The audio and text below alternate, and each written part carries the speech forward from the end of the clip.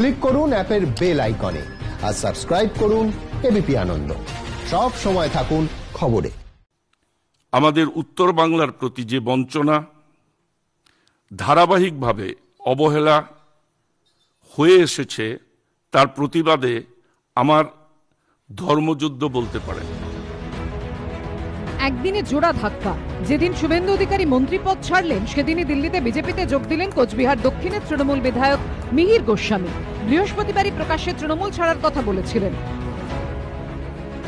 নিজের ফেসবুক অ্যাকাউন্টে তৃণমূলের প্রাথমিক সদস্য পদ থেকে ইস্তফা দেওয়ার কথা ঘোষণা করেন। এর কিছুক্ষণের মধ্যেই আনুষ্ঠানিকভাবে বিজেপিতে যোগ দিলেন মিহির গোস্বামী। দিল্লিতে বিজেপির সদর দফতরে তাকে দলে স্বাগত জানান রাজ্যের দায়িত্বপ্রাপ্ত সাধারণ সম্পাদক কৈলাস বিজয়বর্গীয়। গেরুয়া শিবিরে যোগদান করেই সদ্য পুরনো দলের বিরুদ্ধে সরব হন মিহির। পশ্চিম বাংলায় যে দলই ক্ষমতায় আসুক, সেটা কলকাতা কেন্দ্রিক। উত্তর বাংলার মানুষ বঞ্চিত হচ্ছে। উত্তর বাংলার মানুষ আর্তনাদ করছে, উন্নয়ন চায়। সেই উন্নয়ন পেতে গেলে যোগ্য প্রধানমন্ত্রী, আজকে যিনি পৃথিবীর কাছে আমাদের ভারতবর্ষের মান মর্যাদাকে উঁচুতে তুলেছেন, তার হাত ধরা উচিত। পালা বদলের দিন এসেছে।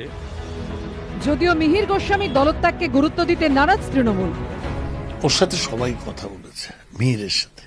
দিল্লি যদি চলে যায়, কেউ যদি পার্টি ছেড়ে দেয় তাহলে যাবে, তবে সেই সমস্যা আমাদের মোকাবিলা করতে হবে। 218 কত পার্সেন্ট? 2019-এর লোকসভা নির্বাচনের বিধানসভা ওয়ারি ফল বলছে তৃণমূল বিধায়ক মিহির গোস্বামীর কেন্দ্রে এগিয়েছিল বিজেপি। এবার বিধানসভা ভোটের মুখে সেই তিনি তৃণমূল ছেড়ে বিজেপিতে। আর ভোটের মুখে প্রথম তৃণমূল বিধায়কের বিজেপিতে যোগদানের ঘটনাক্রম ঘিরে জল্পনা আরো উস্কে দিয়েছে বিজেপি নেতৃত্ব। শুভেন্দু অধিকারীকে জয়েন করতে দিন দলে। যেদিন জয়েন করবেন, দলটাই উঠে যাবে। এই দলের অবস্থা এমন হয়ে যাবে কি সরকার ইলেকশন অবধি যেতে পারবে না, তার আগে ভেঙে পড়ে যাবে। বহু এমএলএ, বহু জেলা পরিষদ, বহু মিনিস্টার, বহু এমপি তারা রেডি আছেন।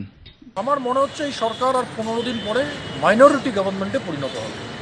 মহামহিম রাজ্যপালের উচিত রাজ্যের মুখ্যমন্ত্রীকে নির্দেশ দেওয়া, তিনি বিধানসভায় আস্থা ভোট দিন। বিধানসভা নির্বাচনের এখনো 6 মাস বাকি। তার আগেই বঙ্গ রাজনীতি তোলপাড়। বিজেন্দ্র সিংহ, কৃষ্ণেন্দু অধিকারী ও শুভেন্দু ভট্টাচার্য রিপোর্ট, এবিপি আনন্দ।